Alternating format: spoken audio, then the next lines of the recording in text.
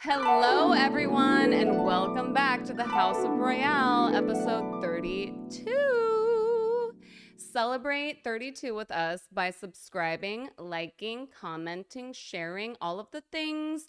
And I'm so grateful to our Patreon subscribers. You guys are amazing. You're giving me faith and hope that Patreon truly is a thing because, I'm new to it, and you guys are making it real for me. But just go on there and subscribe. And as always, give us 10 grand and I will give the guest 5. We love you. See you soon.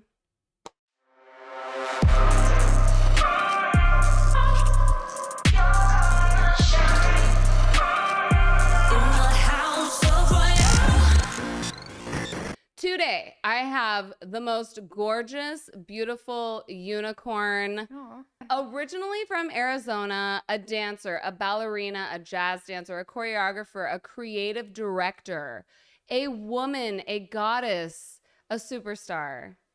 Everyone, please welcome the beautiful Ashley Valerio.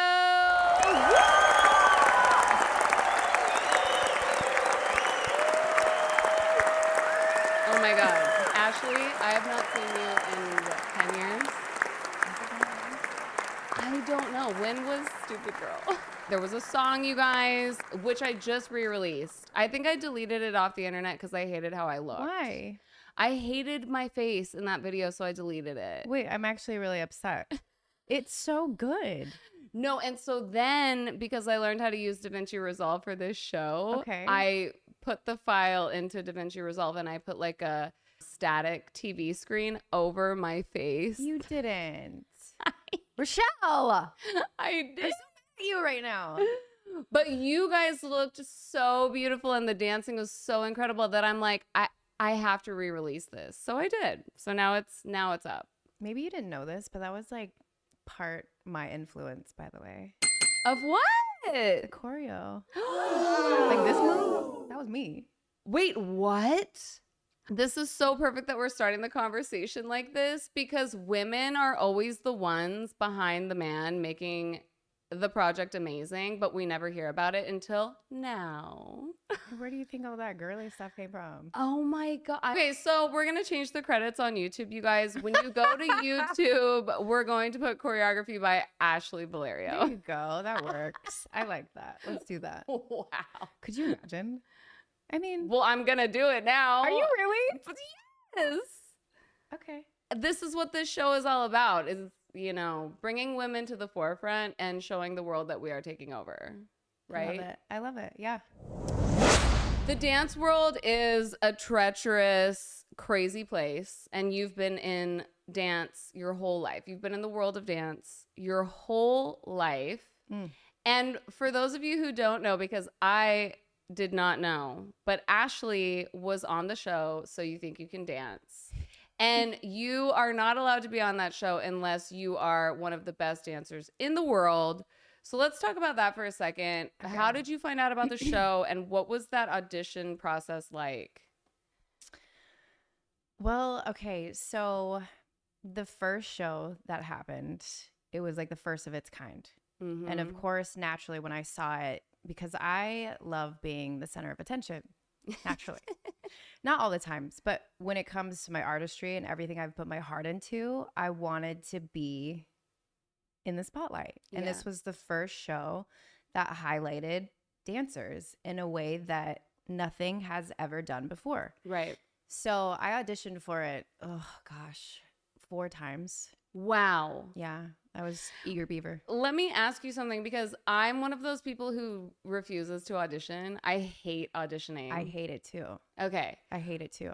But you found the strength and the courage to audition. Because I wanted that spotlight, baby. I wanted to be the center of attention. Yeah, I mean, it was incredible. It was really hard. It was actually the hardest audition experience I've ever done. I mean, why? It was ridiculous. Like, the stuff that they put you through is bananas. Like, during Vegas week, you don't sleep at all. Wow. I think there was 24 hours we didn't sleep, and then they give you the hardest choreographer right after. And the reason they do that is because it makes for good TV. It makes people emotional. People are like dropping left and right, like falling, you know? So it's a lot, but it was worth it. Right. It was worth it. Okay. So in the podcast world, everything millennial is coming back into the forefront. And I hear a lot of people. I literally was just listening to Call Her Daddy, and she had Misha Barton on. And Misha was talking about how crazy it was in that time. That era was so unhealthy, the way that we were treating dancers, singers, actors. Do you think it's still like that? Yes. Okay. I don't know exact details, but I mean, we weren't getting paid. Yeah. We were getting per diem. Yeah. And here this company is making millions off of these dancers that just want to be highlighted for the first time in their careers. Yeah. It's pretty sad. Right. And also it's like just the mental health of everyone. Like you said, there's no sleep. You guys are like barely eating. You guys are nonstop dancing. But then just the way that you're being treated, because even though you're a student and a dancer and you're like, you know, there to be like, these shows are created for you guys to be like the victim in a sense. Totally. You know, like they need the juice. They need like something spicy for TV. But is there a world where we can have these shows where we can have kids compete and not have it be so mental? Yeah, like can't we be nice to everyone and have just like whoever wins wins? Like no. I don't think that's a thing. I don't think there's no way. Yeah. I would love that world and I wish I could exist in that world, but I just don't think it exists. And so when I'm teaching my students now, I teach them mental toughness because if they really want to do dance, they can't. And I hate to use the word weak because that's not fair. But if they crack under pressure really fast, it's just not, it's not the game for them. They need to do something else. Yeah. I have never been able to deal with the darkness of the dance world or the music industry. And I think that's probably why I never became like a Miley or a Dua or, you know, a Britney, because I just would continuously retreat and like come back to recover from whatever turmoil I had gone through. I am now creating a safe space for my own self as an artist, like with this show. Like I learned how to engineer and edit because I didn't want to work with men anymore. I love that. And I love that. But like it's because of feeling fight or flight mode all the time and feeling scared and feeling like I can't even walk into a dance studio without having a breakdown. Really? Yeah. And just for those of you guys who don't know, my mom was very prevalent in the dance world, and like she did train Nick, who won the first season of So You Think You Can Dance. And we lost her to suicide, trigger warning. And I think that has a lot to do with it, but I do have to say it wasn't just losing her to that. It was the years of growing up in competition that really like did something to me, I think, emotionally. It was What very was your experience like? I think like we were talking earlier, the boys still dominate that world, and Nick was my dance partner. Right. You know, and so when we went to competition, we all knew that he was going to win. Right. And I think that does create an inferiority complex of like, oh, like there's so many of me and I'm not special. Right. But like he is. Right. And just almost like that was the program in my brain. I still felt seen as an individual dancer, but I think in the end, I felt 100% defeated. I felt like there was no way to have fun. I wasn't having fun. I was having panic attacks and I was like so stressed to the point where I just couldn't do it anymore. Oh my gosh. Yeah. And then also as a dance teacher, I felt like I didn't have patience with my students. And I think a lot of that was like me projecting my own pain onto the kids. I mean, but like being a parent or being a dance teacher is like really, I mean, not that I'm not a parent, so like parents don't come for me. But But I think it is hard to heal from our own trauma, and then we're like teaching these kids who we're like shaping and molding their lives. I wasn't built to be an instructor, to be a teacher. So I commend you guys. Never know. I didn't think I was either. No. I taught dance from like 15 years old to 22, and I know that I'm not meant for it. Like, I was amazing, but I was so mean to the kids. Like, I was just, I was, An a-hole? I was not, it wasn't, I just don't have that in me. But I don't. You know what? I had the same energy my first years teaching.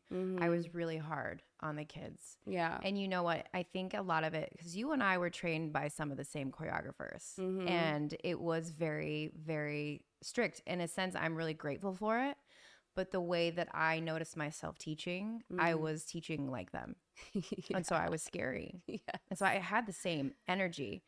But then, you know, I found a love for teaching. I found a love for who I was teaching. And it changed the way that I taught. And I had to evolve from this kind of intense, and I still have that. It's not going to go away. But it's morphed into more of a softness and more of an accepting, more of like, oh, you made a mistake. That's not a big deal. Yeah. We didn't have that. Yeah. I feel like now, I'm able to build a community with girls because I want that so badly. Because that was the other thing, is like we were pitted against each other like all the time. Right. And women still are. Like, whether you're a child, a teenager, or an adult, like, women are still pitted against each other. And so for me now, it's like, this is my moment of like, if I were a dance teacher, this is how I would run my classroom almost. Or like, you know what I mean? Like, which sounds like so... No, like, it's perfect. It's perfect because you didn't find it there teaching, but Yeah. you found it somewhere else Yeah. that's just as important. Yeah. Oh, it's Definitely. Yeah. It's like, how do we build community? How do we make it better? How do we just make it better? Because I'm not going to subscribe anymore to old Hollywood. Right. And now that we have all these documentaries coming out and people are really telling their stories, I feel like it doesn't have to be the same. No. Like, we can make it better. We can change it. And that being said, another thing we were talking about earlier is like, what should we be telling the 12 and 13-year-olds? And in my opinion, I feel like they should learn how does a dance studio run? How does a dance studio make money? And how does a dance convention make money? And children, like, find out who is making up the rules for a dance contract. Who's writing those contracts? Like, one of the dancers that was in the House of Royale music video, she posted a photo of the new standard contracts for tour dancers, and she's on tour with Beyonce. And I'm like, it got raised, didn't it? It got raised, but she's not gatekeeping. She's putting the information out in the open, which is what we need to be doing more. And like, women need to be talking about money more, I feel. Agree. I mean, we were talking about this earlier. You know, you would think dance, the arts has changed and that women have a voice and we're more in the business side of things. And we are, but it's still pretty heavily dominated by males. Yep. It still hasn't changed. And, you know, I think it's important to tell these 12, 13-year-olds that the only way to get to that point is if they start supporting each other. Yeah. Because I see a lot of that because there's so many women. And I see a lot of conflict, even within my own studio. And so one of my biggest rules at my studio is we're community first. And if you can't do that, if you can't speak kindly of the girl next to you, you can leave. Yeah. Yeah. Also, I think with social media, if a girl feels like she's not being seen, I feel like now we have the opportunity to create, like, go ahead and create your own brand, girl. Like, if you feel like it's not enough for you to be in the advanced large group routine and front and center. yeah, front and center, and that's still not enough for you, like get on TikTok if your parents allow it, like, Right. and create your own brand. Like we have kids, well, she's not a kid anymore, but like JoJo Siwa, like if you truly want to be an artist and like have a voice, like now we have tools for these girls There's opportunity to build for that. sure. Yeah. Yeah. And become entrepreneurs. Yes. Because you don't just have to have manners and like be nice. It's like, let's take it a step further and like really give you more responsibility, because that will probably calm you down once you realize the responsibility it takes to run your own business, but it also empowers them. Yeah. Like I grew up with a mom that was running 3 dance studios and I had no idea what she was doing. Was she really? Yes. I could never do that. I have 1 studio and that's enough.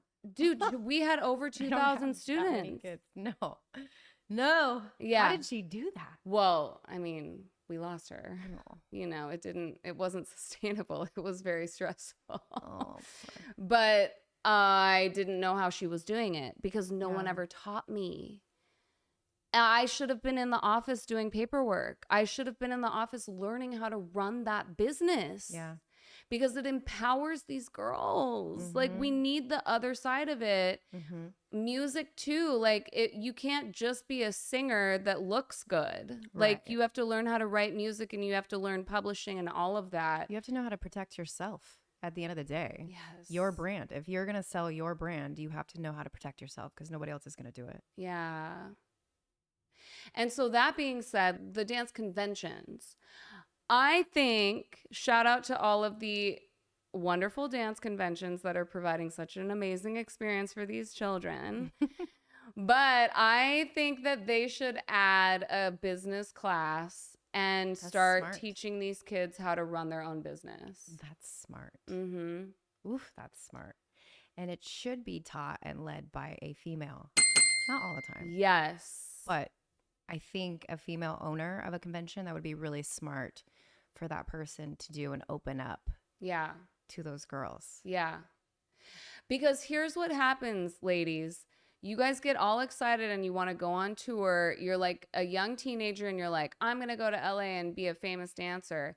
And you guys come here and it's such a huge letdown because you don't know what will happen once you enter this world. But if you have the knowledge and the power of how it all works, you will not be fooled by the glitz and the glamour and like the smoke and mirrors. It just gives them a different perspective. Well, you've been out here for a while. A long time.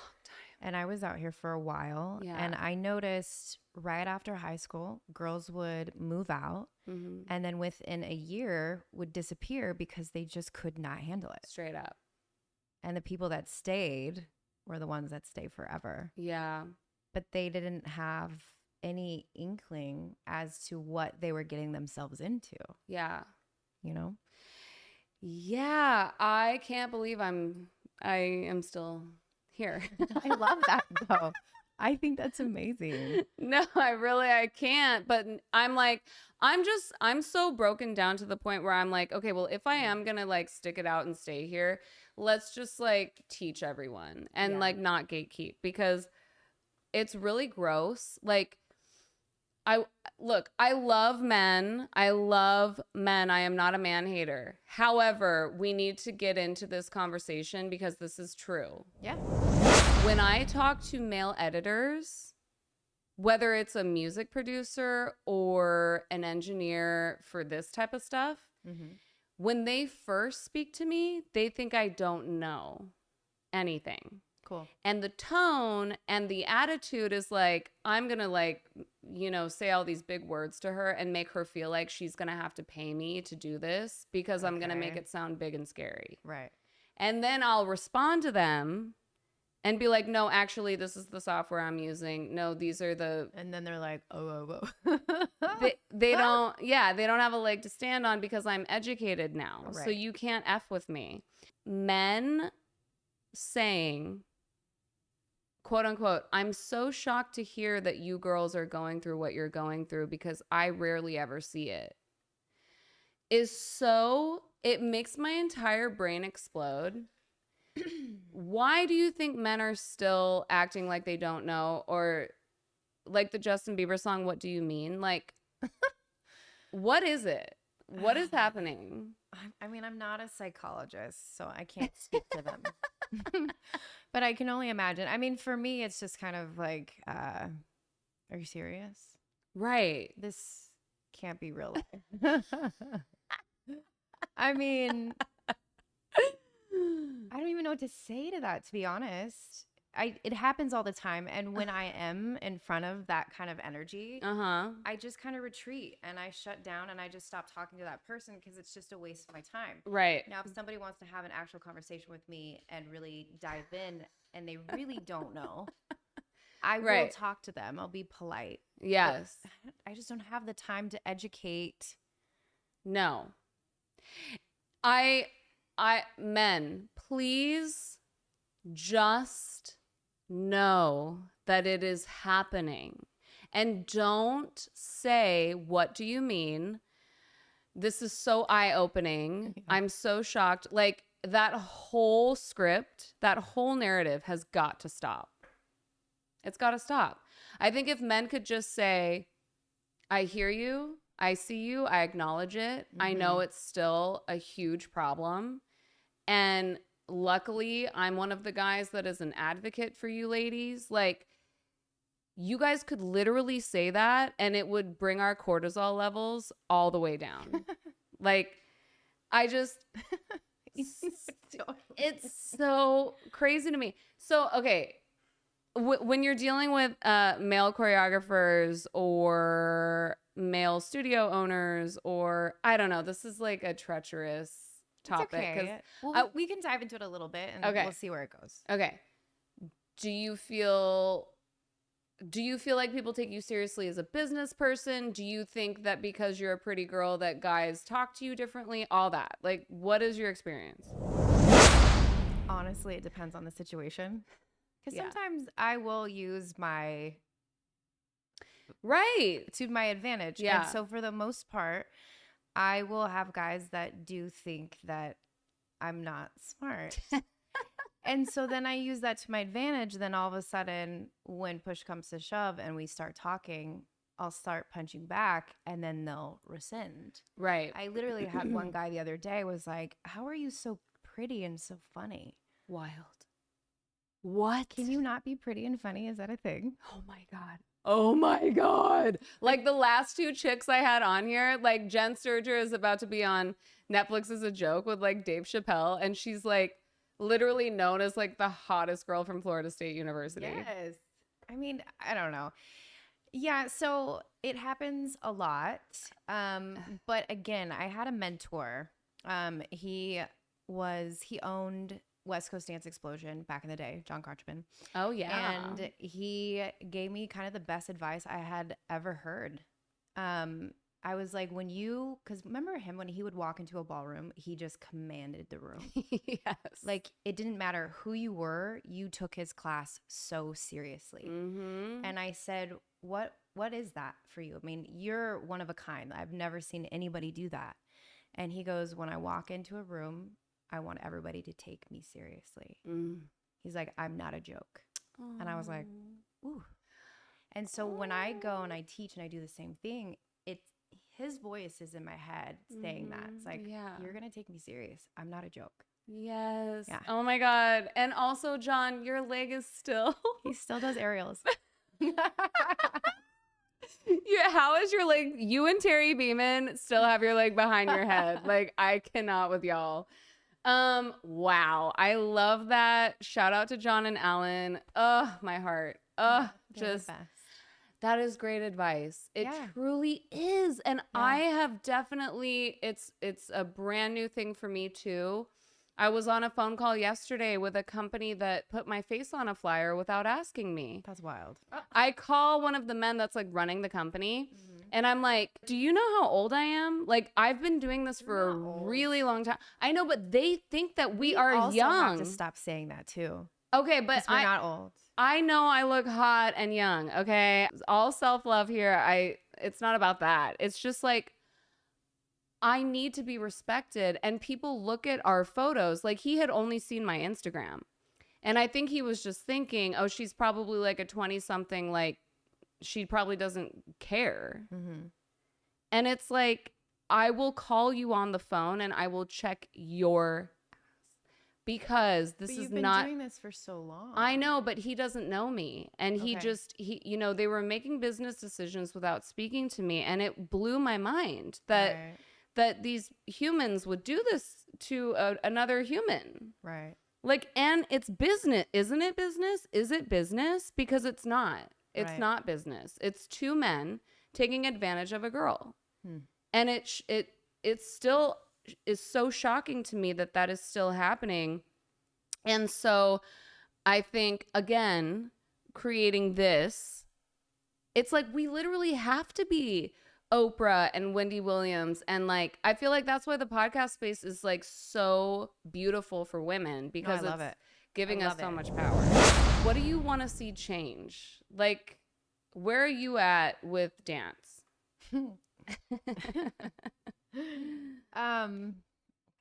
Change. You know, I think there just needs to be more opportunity for all of us to be, girls and guys, to be spotlighted. Mm-hmm. I mean, as a dancer, that's what I wanted to do for a living. That's what I wanted to do for everything. So then when I moved out to LA and it was like, oh, you're going to dance behind who? You're going to do this? I was like, oh, that's not what I had in mind. But okay, I'm going to play the game. That's what I have to do in order to make money and put on my resume. But I feel like we could create more opportunities for dancers to be in the spotlight. Mm-hmm. I don't think there is enough. I think we need more of it. And TikTok's kind of fun because it opens that up. Yeah. For randos, opens it up. When we saw Shaping Sound, rest in peace. If we were to give dancers Vegas residencies, there's no singer. It's just dance. Like that. Like, we should just be having dance shows. Mm-hmm. Just like going to Vegas to see Britney or J-Lo. Like, let's go to Vegas to see Blake McGrath or whoever. Ashley Valerio. Yeah, Ashley Valerio. Okay. Like, that's. But in Europe, they have that though. Mm-hmm. In Europe, dancers are celebrities, but not in America. Here. Okay, so when are you going to start the show? I'm trying to figure it out. I'm trying to figure it out. I'm trying to run this little dance studio, but I don't know. It would have to be different and fresh and fun and all girls. I would love, yeah. Okay. 100%. Okay. Mm-hmm. So Ashley's casting for her new Vegas residency. Work. Do you have any dancers in mind? Yes, I do. Who? Piper Cub. Ooh. Get it, Piper. I have a few dancers that I work with for my professional company during the summer. Okay. And the girls that have stuck by me and have been doing it for years, I would totally, in a heartbeat, take them under my wing. Yeah. Bring them along. Is there a way to get Cindy Wellick back on stage? I don't know. Is there? Cindy, wherever you are. Oh my God. You were like the Tori Amos. You were like the Fiona Apple of the dance world. Brooke Lipton. Remember her? That's my idol. Really? Brooke Lipton's my idol. Have her do the show. Oh, Brooke. Hit her up. She used to dance in my dance studio. Girl. So we had like sister studios, and she's the reason why I wanted to be a dancer. When is the last time you talked to her? She came to my studio last summer. She taught my kids. I was like so emotional. I sat her down. We talked for a while. She's just the most lovely. Where does she live? Probably LA. She's great. Brooke. You should have her on here. Oh my God, Brooke, please do the podcast. Oh my God. Brooke Lipton is everything. You should. I'm down. Okay. I'm praying for it, right? I'm manifesting it. Brooke Lipton. Oh, it's going to happen. Okay. I saw her a long time ago at like a B-boy show.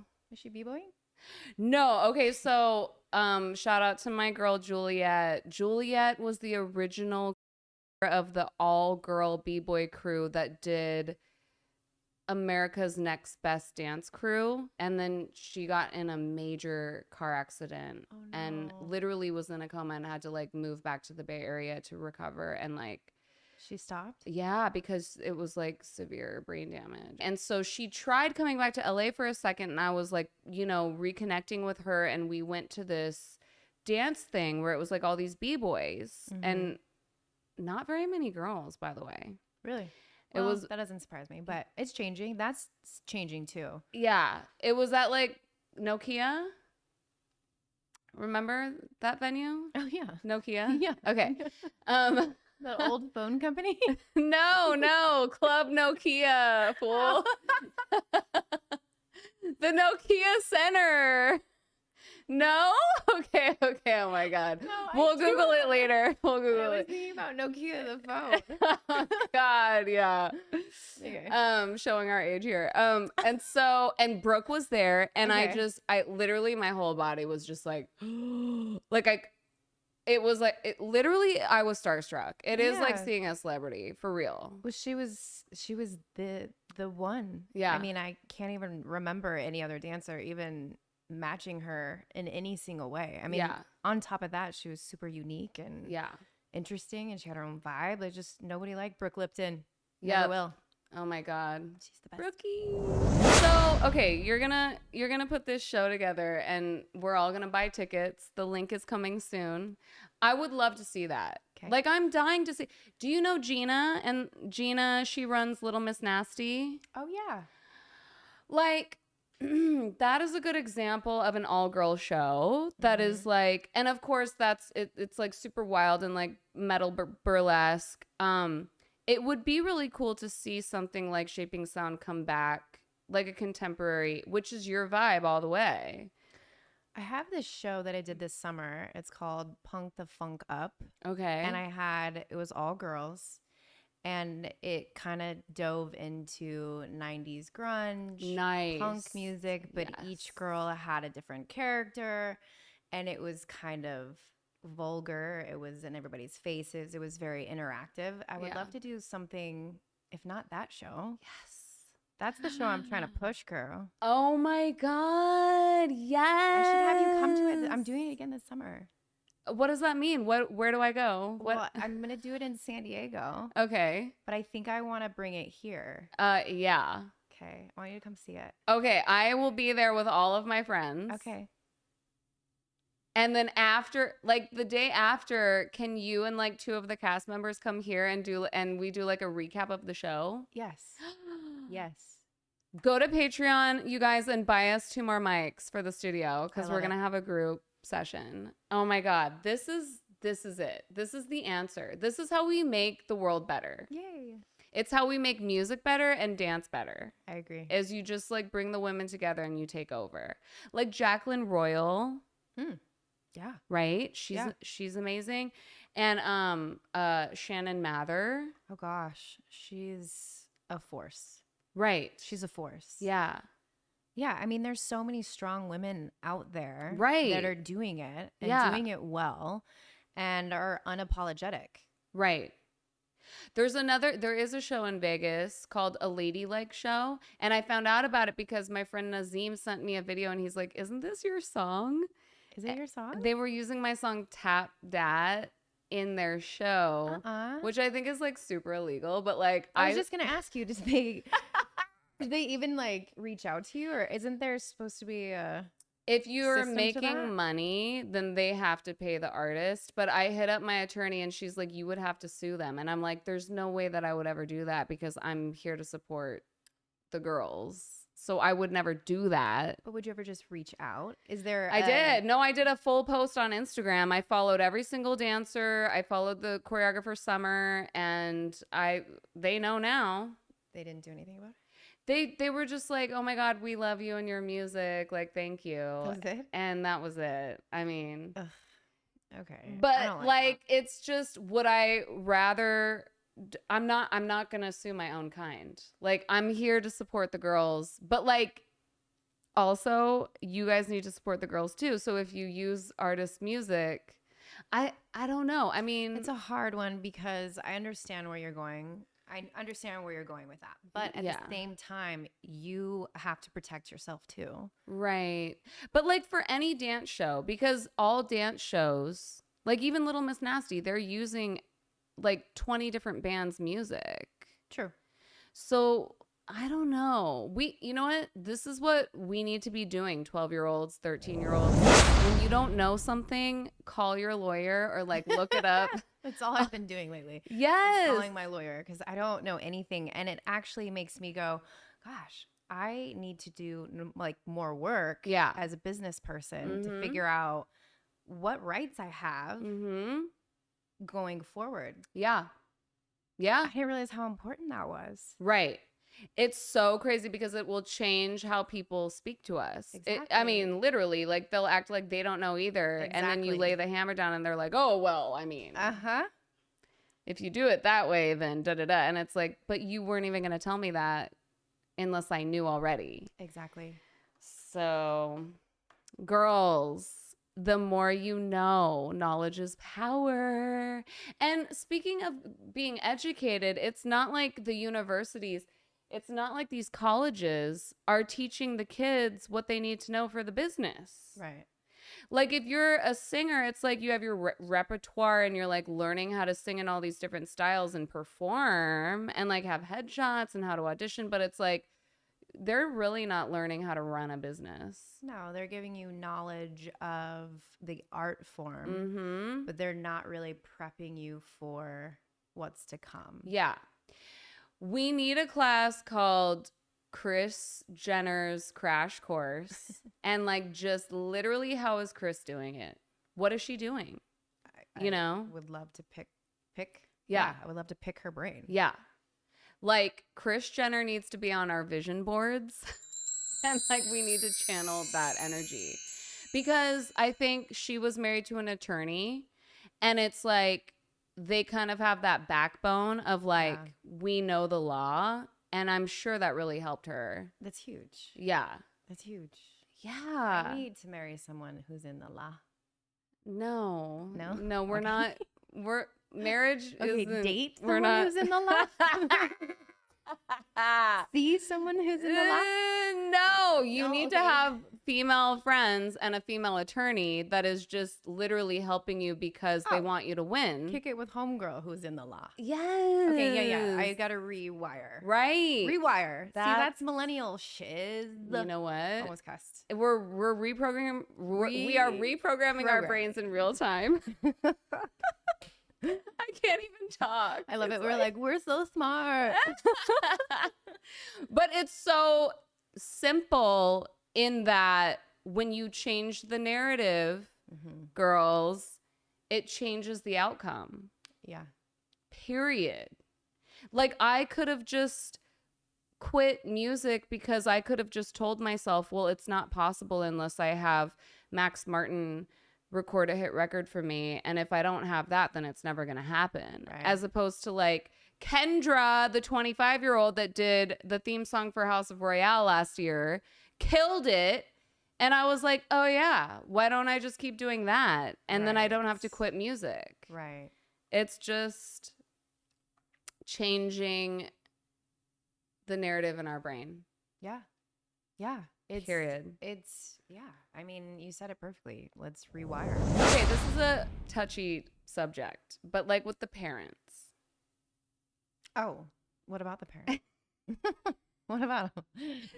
In my experience, I mean, for civilians out there that have no clue about dance studios, there are literal dance studios in the world that have almost like prison cages for like the parents to stay away from the dance studio. It's so true. And they'll have like just a monitor and it's like, no, you guys can watch the monitor, stay away from the kids. Do not talk to the teacher or the student. Do not enter the room during a rehearsal, please. And we've all seen it with Abby Lee Miller, Dance Moms. The parents will enter the studio and just start throwing the hammer down. What is your experience with that? My eyes twitching. At my studio, my parents are actually wonderful. I think the only thing for me that I've witnessed and been through with the situation was if you're not in the room with the teacher and the kids, you cannot come at the teacher for something you have no idea how it was said or presented. Right. Period. Right. Yes. Okay. And at your studio, when you're running a rehearsal, what are the rules? Oh, rules? Yeah. I don't know. I'm pretty chill. I think for me it's respect. Like come in, work hard, and then we can play and have fun. But I'm saying like do you let the moms come in? Oh, you're talking about the moms. Yeah. My moms don't come in. Okay. I think they're amazing. scared of me anyway. Good. So they just don't come in. Love that. Thank you, moms. Yes, That's thank incredible. But I'm sure you have dealt with the helicopter parent from time to time, like whether it's a convention or another studio. Yeah. I mean, as a teacher and an owner, you have to learn how to communicate with these parents anyway. Yeah. Everybody's different. And if you proceed with a lot of love and love for their child, you can maneuver things, situations. Not everything has to be so like head on with a parent. And I don't believe in fighting anyways. Yeah. So, I mean, there's a way to communicate. I mean, there's some people you just can't, but then you split ways. Right. For dance competition, do your students have solos? Yes, they do. How many? How many solos? Yeah. Well, you have some parents and kids that like to have 5 solos and Okay, so that's still happening. oh, that's still happening. Oh my God. And then you have the one that just wants to do the one. Right. But I always say like do 2 so we can kind of pick to see which one's better. Mm-hmm. And what does better at a certain competition might not do as well at a different one because True. different strokes for different folks. Right. So, what's your opinion on that as far as mental health goes? Because don't do 5 solos. It'll yeah. destroy your mental health. Right. Right. In my opinion, growing up, the kids that had all of those solos weren't necessarily the best. Yes. Yeah. So it's kind of a flex in a sense. It's just word of advice. Do 1, maybe do 2. If your teacher advises. More than that, you guys, I feel like by the time you're 20, it's going to mess with your brain. So just refrain. No, I mean, 5 is honestly just a waste of your time. Crazy. You could put all your energy into 1 or 2 solid solos. Mm-hmm. Work on that. Let that be your primary focus. 5 is just it's not necessary. And it's still male dominated. How do you coach your girls when they are facing adversity with the male dominated vibe? Like, do you prep them and go, look, the boy is probably going to win in this scenario, or you could probably expect this, or I don't know. I mean, I challenge them. mm-hmm. Instead of giving them excuses, it's more or less, if you want it, take it. Hell yeah. It's yours. Nice. That's it. Good. Bottom line. I don't care if the guy is doing twirls with baton that's lit on fire. Go take it. It's yours. No excuses. I don't care if you're female. Amazing. And that's how it should be. That's how it's done, ladies. So your studio, the parents are supportive. They're in check. Yeah, they're great. Your students are respectful. There's like a healthy climate with competition. When they come to LA, what are they going to face? Like, because it's still political, it's still high octane drama. They're like the D word, drugs. That's still running rampant in LA. What is your advice for kids coming to LA? For kids coming to LA, this is what I tell my students all the time. You're going to experience loss, more L's than you're going to experience W's. So what I'm training the kids right now is to dive into the losses and learn how to cope with that so that when they go to LA, they can lose, but still come back to the next audition and do it again and again and again until they get what they want. I have chills. Oh my God, I have chills. If they have like a mental breakdown, if it's too much, like who do they turn to? Like, do you encourage therapy? Yeah. I mean, Absolutely. It's a sticky situation because I can't tell the child to go get a therapist. Right. But, even telling the parent, it's more or less just advice. Mm-hmm. But I think it's very important to have therapy for everybody should have a therapist. Yeah.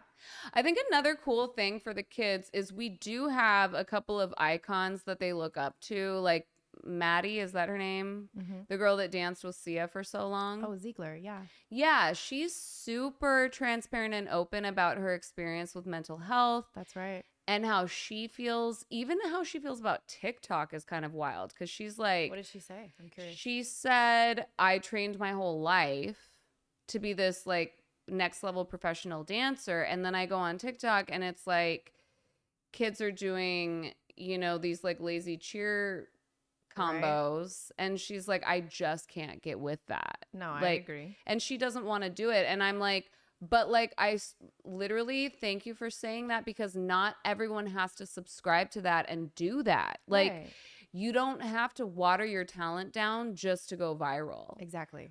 There's other dancers like Montana. The blonde, you're amazing. We love you. You dance with Paula Abdul all the time. Montana is like, no, I'm not going to do a basic TikTok cheer number. Nothing against cheerleaders. You guys are amazing. Don't come for me. But she is taking advanced choreography from the actual music video and she will hit up the actual artist and do a collab. Cool. And do like the real choreography. Smart. And she's like on TV with Mario Lopez, and she like this year she was at the Grammys, the People's Choice Awards. I had no idea. Yeah, I've been literally living under a rock.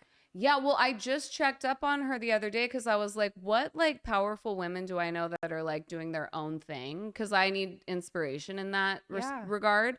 And I was like, oh my God, like I didn't even know she just came out with the fact that she's Jewish and like she like wore this dress to this award show. And she's like, I've never even really spoken about this, but like now I'm going to start talking about that and like be an advocate for that. Wow.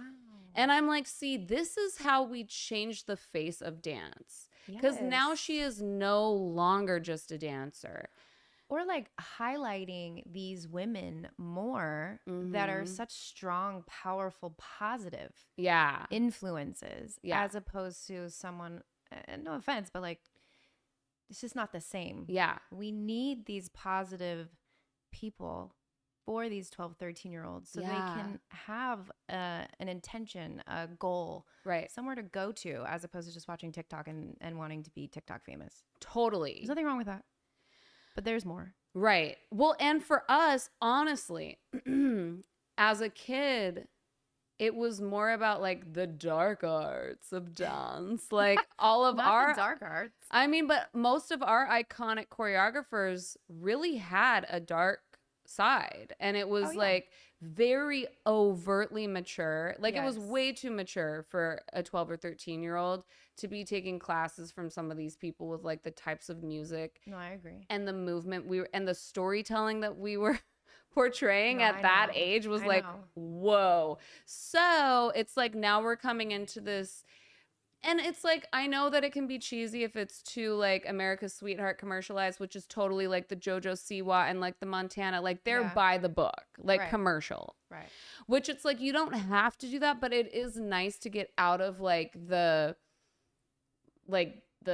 dark, like overtly sexualized stuff. It's refreshing. Yeah. It's definitely refreshing. Yeah. Personally, I like the dark arts. Of course. Because I'm a Scorpio. So I easily was attracted to that. But I do agree, like even with my own students, I'm very protective. I don't really want that on them all the time. I want them to have a childhood. Yeah. And grow in the progression that's natural. Yeah. you know? Well, even for me, I'm like, oh my gosh, like way too.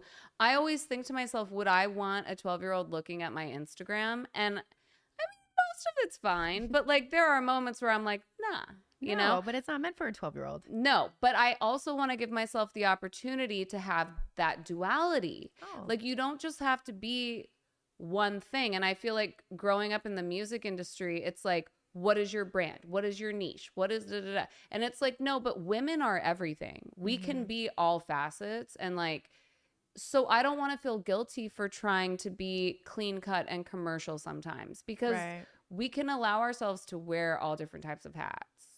It doesn't just have to be one Well, thing. I mean, we were just talking about that earlier. Whereas for me, as you know, a teacher and a studio owner, and I teach on a mass scale, that I'm always paranoid about every single thing that I do and I say. Yeah. I mean, it literally is under a microscope. Mm-hmm. And sometimes I'm like, well, when can I just be myself? Yeah. Because I'm not cookie cutter. I make mistakes. You know, there are things about me. I have a potty mouth. I like to cuss Yeah. often. Yeah. And but you know, there's a line that I try to draw, but I always feel like it's just never Yeah. good enough. Well, my response to that is I think it's more dangerous to have teachers present as perfect because then what are we really teaching our kids? Like we're not Perfectionism perfection. is so toxic. And yes, I agree. And so when I do try to teach my girls, it's perfect does not exist. It's not a thing. Imperfection is a thing. That's beauty. Yes. And then they can go, and we were talking about how you got anxiety from, did you feel a level of like you had to be perfect? Was there that expectation? I just felt alone. I felt Okay. like I couldn't say that I was not feeling good or that it was like seeing Simone Biles being like, I'm not going to do the Olympics Right. because I am going to have a panic attack.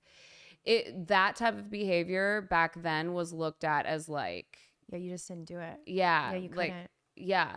And you know what's so crazy about John Crutchman is I remember the day that I had my first huge panic attack, I was in his class and I couldn't pick up the choreography because I was having a panic attack.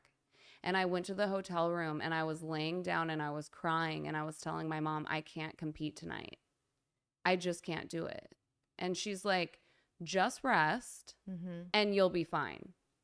And we're doing it, you know, because we're here and all the money and this and that and the stress of it. And it's like, how dare you say that you can't do it? Because look at what I've done for you. Right. And so that's how I felt. I felt like terrified of like saying no because I couldn't. Right. I mean, that was a thing growing up. You didn't say no. It was be quiet, do what you're supposed to do, and get in there. Yeah. No complaining. And now I feel like it's the reverse where I feel like it's changed so much that I can't really do my job and be like, no, you guys are fine. Come on. It's like I'm scared to push the dancers because I'm afraid of getting in trouble. Yeah. And so, I mean, I was talking to another teacher about that. But yeah, I mean, we had it hard. Our teachers were really hard on us growing up. Yeah. I think it would be cool to have like monthly meetings with the students and the teachers or something. I'm just brainstorming here. But to be like, if you guys want to be next level, we need your guys' permission to go hard on you. And here's what that's going to feel like. Cool, I like that. You know? I like that a lot. I like the transparency of like, hey, this is the expectation and this is how we are and this is how we operate during our rehearsals. So that way, you know, things aren't questioned so much. Yeah. And also, the one thing that our studio never really did was video. And I feel like football teams do this because they want to see how the other teams play. And there's so much to be said for looking at what other studios are doing. Because when the kids see another 12-year-old training like this and they're going, oh, oops, like I thought I was being like run into the ground, to give the kids a different perspective on what it is like for other studios and why they're winning. For those of you that would like to be serious competitive dancers, we're going to create a new program for y'all, and it's not going to feel like this one. It's going to be a little bit different. Right. And the parents know up front, we're not going to coddle them. We're not going to give them an award just for showing up. But like, even so, like I don't know, like I have dancers at the studio that don't necessarily want to be a dancer. Right. But I think even putting all their efforts for something teaches them a high quality of work ethic for any job that they decide to do moving forward. So it's not just for dancers. I think it's for your entire life. Amen. Boom. Amen. Amen. And so in conclusion, we're going to be harder on your kids and you guys are just going to have to deal with it. I'm never going to change. Because we want them to be millionaires and we're keeping them off the pole. That's right. If they want to be. Right. I mean, they might have to learn pole if they're dancing for Nicki Minaj. I'm going to talk about Cardsy B for a second here. Cardsy B has this really cool tarot deck, and it's all these like really cool female celebrities that we love and adore. It's called Badass Bitches Tarot, and it says magical AF somewhere. Oh yeah, it says stay magical AF. Okay, Ashley's going to pick a card. We'll just take the deck. Am I like nervous? There we go. This one. Okay. The Magician. Lady Gaga. Gaga? Yes, that's the one I pulled last time. Okay, let me read this to you. I like. Hell yes, girl. Okay. The Magician means creativity, but let me read this to you. That fits. It means you're going to create new opportunities for yourself. Like the Vegas show. The show. Yes. Okay. Once again, Gaga, here we go. Gaga begins the journey by showing us that both skill and faith are required to truly innovate and change the zeitgeist. She pushes you to speak and live your truth in order to manifest your dreams. And it means creation, taking action, discipline, imagination, and innovation. Boom. Woohoo! Makes me happy. Yes. Okay, let me pick a card. Oh, okay, wait. Do you want me to You shuffle? hold it and I'll pick. I don't know her. Oh. I already picked her. It's Miley.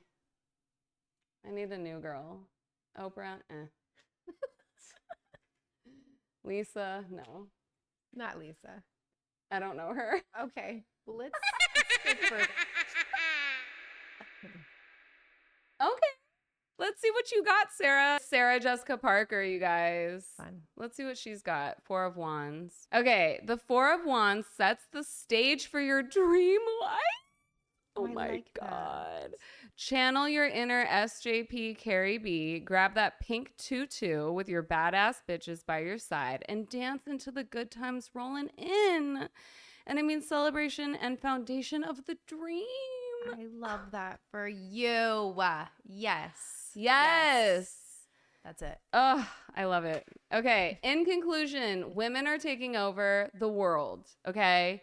Just make a vision board and believe it. Get those mantras.